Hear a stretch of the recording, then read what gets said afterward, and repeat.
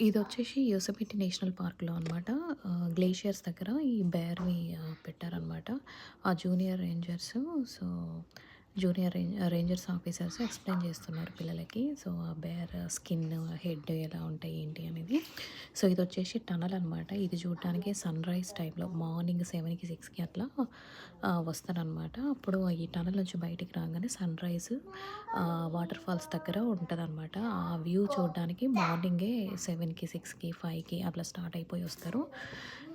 So, మేము వచ్చేవరకి late అయిపోయింది. So, అక్కడొచ్చేసి water falls అంతగా అంటే డ్రై అయిపోతున్నాయి అనమాట. కొంచెమే కనిపించింది వాటర్ ఫాల్స్. ఇదొచ్చేసి గ్లేషియర్స్ అనమాట. Glaciers point. అందులో ఉన్న వాటర్ ఫాల్స్ నివేడా, వర్నల్ ఫాల్స్ అంటారు. సో, అవైతే హైకింగ్ చేస్తే మనకు కనబడతాయి అనమాట. హైకింగ్, ట్రెక్కింగ్ వెళ్ళిన వాళ్ళకి. సో, మొత్తం చూసుకొని వచ్చేసి ఈవినింగ్ ఎయిర్‌బిఎన్‌బిలో ఇట్లా పిల్లలు స్విమ్మింగ్ పూల్ ఉండే అనమాట. దాంట్లో కాసేపు ఆడుకున్నారు. సో, ఆ తర్వాత బార్బిక్యూ చేసేసుకున్నాం అనమాట.